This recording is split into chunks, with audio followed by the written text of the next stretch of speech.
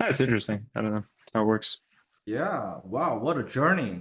So, Yeah, it's a lot of words. Yeah. right, and I found Yeah. it's very interesting book because when I was in United States, you were still like a teenage playing. You really enjoy the music, but you wasn't going to a lot of details. Yeah. But after years, I still visiting your Facebook, what you post there, and I think you just released one of your albums. Yeah, yeah, yeah, I did. Yeah. Talk How do about you, yeah, the the album? Yeah, totally. And I mean, it's funny because we were talking about my undergraduate degree. I was getting ready for my master's recital. And I mean, it's like the same thing for composers, same thing for performers, like all this. And it's like, you know how much work, like literally, it's not 2 years of work. There's like all the work before that. And like, it's like so much work going into that. But I was practicing like mad. And then it was so funny because if, I don't know, maybe someday, you'll meet Dieter, but, he like came into my lesson and he like looks at me and he's like kind of smiling and he's like, "You ready to record an album?" I was like, "It's like no." I mean, like you're like, "What? What are you talking about, man?" I'm like about to have my master's recital. He's like, so it turned out that because I my master's was during COVID, Mhm. at least the second half of it. So Dieter, he ended up buying all of this, or basically the school ended up buying all of this recording equipment that was really, really nice. And Dieter was recording on it. He had the program all figured out and all of this. And long story short, he's like, no, I'm serious. Like, you have this entire program for your master's recital worked up. You've been working on it for like, a year. Like you're ready. He's like, next week, whether you want it or not, you're gonna record an album after your master's recital. And I was like, wow. yeah. I know. I was like, shit, man. I was like, I'm tired. But I mean, he was such a generous professor, and he'd been doing it himself, but he just had this resource that he offered to another one of my another grad student whose name is Neto Geraldo Costa. He's a Brazilian guitarist. But the week after I gave my recital, obviously I had all this repertoire very much ready. I didn't record the whole recital, of course. We talked about it and decided, and some pieces that were more personal I wanted to play that were not just like Bach sonata or suites one after the other. But yeah, in a nutshell, I ended up doing. I recorded in his office, and I did it. I wasn't the one that produced it and mastered it, but I was the one there sitting and hitting the record button. And yeah, it was very very DIY, but not completely. But yeah, it Did was a you? surprise. It was How a long did surprise you to me too. finish it? How In many a week, times? A week. a week, yeah. That's pretty fast. Yeah, yeah, it was pretty fast. And it was funny because Dieter's office it's in a very nice like building, but it's standalone. So it's on a pretty quiet street, but like it's still a street. I know people that recorded in churches, like they wait until like midnight or like 2 a.m. or whatever, because then there's no street noise and all of that. But it was so funny because every recording, I don't know if this was a thing in college campuses. They're in like at OCU, probably not been, but like those damn like scooters, like the like Lime scooters or whatever. Uh-huh. Anyway, but they make this like zing, like they make this little sound, and like I had so many takes room where I just like I hear it coming like, and it just feel like, oh my God. So I had to plan it around traffic and like scooters. Oh my Lord. So it was ridiculous. And in a nutshell, that was it. But yeah, but I named it. I ended up naming the album a musical portrait just because it was like I wanted to make it like a portrait of me. hmm But like musically, it's just pieces that you've played for a long time that you feel connection with. And then there is some new music on the album. And anyway, but yeah, in a nutshell, that's kind of how that happened. So Yeah. since I don't have your album, so I don't know what's the Mm. repertoire like. So will you explain like what you played in that album? Yeah, yeah, totally. So let's see if I can remember. No, I'm kidding. I mean, there's like some very like like there's like seminal repertoire. Like I play Ponce's variations finale. Oh my God, I play Cordoba by Albanese, and then I play some. I mean, I play Canción de Cuna, the like very famous like Brower folk song that he arranged, just to open up the album because I love that piece, and I played it for like since I started, not since I started learning, but like practicing.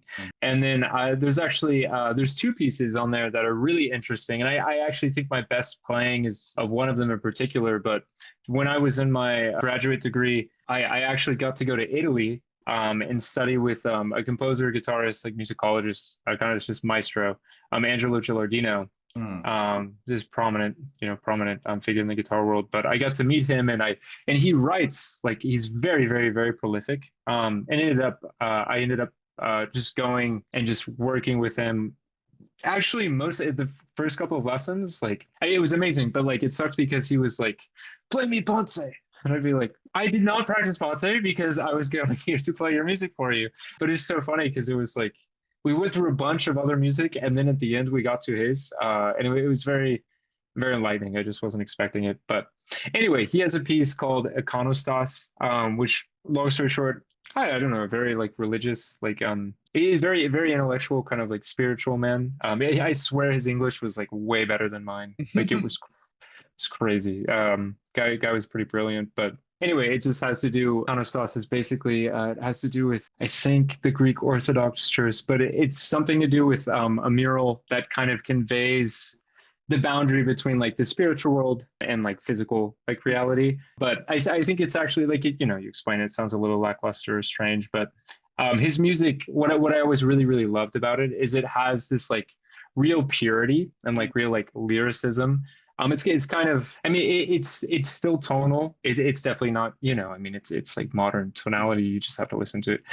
You're the composer. I'm not the composer. No, it's fine. It's fine. It's fine. Yeah. Pan tonal, but anyway, so I think that's one of the like very like little known pieces on the album. And then there was another that was by a woman named Graciela Agudelo, but she's a Mexican composer who's actually a pianist who ended up writing this wonderful piece for guitar. And it's based on some poetry by Fernando Pessoa, Portuguese poet. But anyway, so that's Delirante and Loria. So that's Delirious and the Estuary. It's just one of the lines of this poem. But so those are like two new pieces that I perform on the album, and they're really, really great. And they're just, I mean, as like there's all this music, and I feel like, there's this canon, and then there's this new music that's amazing that it's just like hard to, balance. I shouldn't say most people, but it's hard to become exposed to it and then, dive into it. So I was happy to have that on the album because it's obviously important, because music is being made. So Yeah. as you know, of So course. after you released the album and you graduated Mhm. with a master degree, right? So Mhm. you started to travel and performing. So a lot Mhm. young guitarists found it's very hard to start traveling, especially if get invited to perform. So how did you Yeah.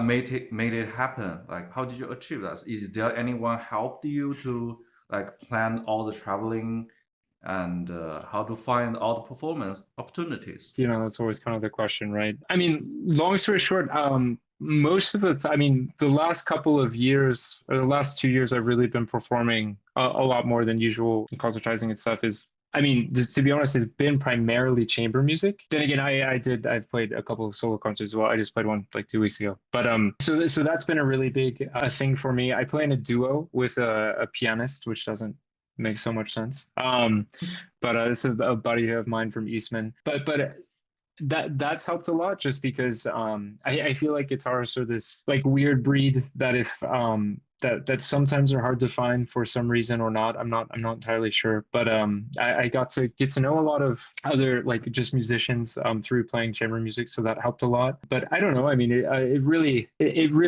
and it's like it's always like such a kind of a cop-out answer, but like so much of it is just like like just trying to like doing your best to get out there. And no one's like, I mean, I don't have management or anything like that. It's all self managed, and it's just like it's just setting very rigorous deadlines and trying to contact as many people as possible. And I don't know. I think one thing that I learned a lot from releasing my solo album was like because I fundraised some money for it, just because obviously it takes money to release or to do pretty much anything, but especially when it comes to art. But I stopped trying to feel like I mean, not that I felt guilty, but like it's strange, to ask for support. But I just had a mindset that it was like, look, there's this thing that I'm really passionate about that I worked, I mean, just like, I mean, years and years only because you love the thing, right? Yes. Like there's really no ulterior motive. Like it's like pretty much as pure as it gets. So I just tried to find circles that I thought that would find it meaningful, and it was like, it's like, if you find it meaningful to like help support this live music come to life, like let me know. And when I viewed it that way, I don't know, it kind of changed my perspective of how I could like bridge the gap between like the conservatory kind of mindset of like perfection and being great and all of it, which obviously is like the whole point of the art, but also like trying to communicate this and connect with other people because there's so many art lovers out there. It's just like trying to there's so much of everything. It's like how do we make it applicable? How do we make it something that's not too heady but still like very enriching? So anyway, it was in a bumbling way. That was kind of one mindset change that helped me a lot. It's a hard question. Pretty awesome, It's a good actually. question. Yeah. Yeah. That's pretty awesome. Basically, during the college time, we're trying to seek the perfection of music. Mhm. But Mhm. after that, once we start to perform to the audiences, we are seeking the connection to other people. I think that's the same thing we are both experiencing. Yeah, exactly. So at this point, I found that guitar is not that important anymore. I think the connection is more important than the guitar itself. Yeah, well, no, but I know what you mean in that sense, right? Like, because there's like these certain things that like we never even think about, like make what we do like necessary. And you hear that and it sounds very trite, but it is really true. Like if you don't have an audience that appreciates this thing or wants this thing, or even like, I mean, we were talking about community at the beginning. Like the whole reason I play music is pretty much because of community in that sense. And it was such a rewarding thing to work on music all together. And I just happened to like, like, I mean, just double down on it. Yeah.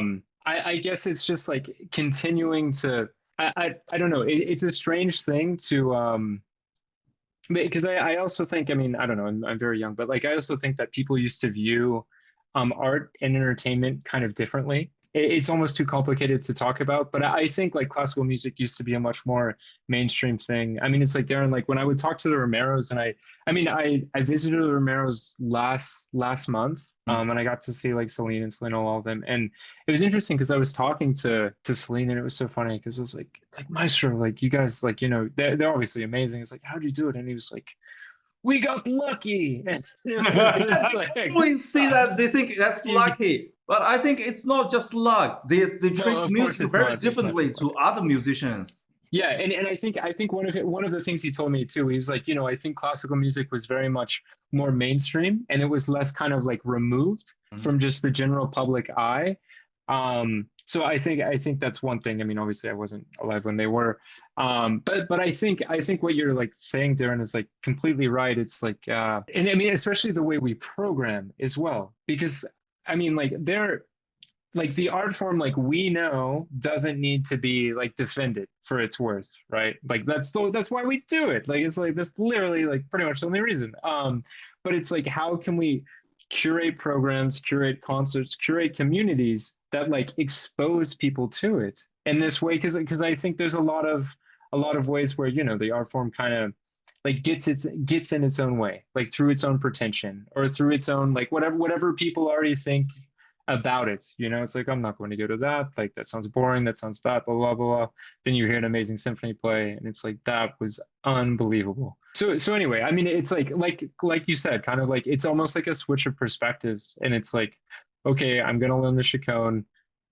Who the hell am I going to play it for? Like, it's like, why should they care? And that's not, and like it's a dangerous question to ask, right? But it doesn't mean like we stop doing it or we don't learn the chaconne, right? But then like we have to kind of contend with that problem. And it's like, how do we make this presentable? How do we make this? And that doesn't mean like, that doesn't mean we change what it is. But anyway, I'm saying the same thing. But I think that's really important.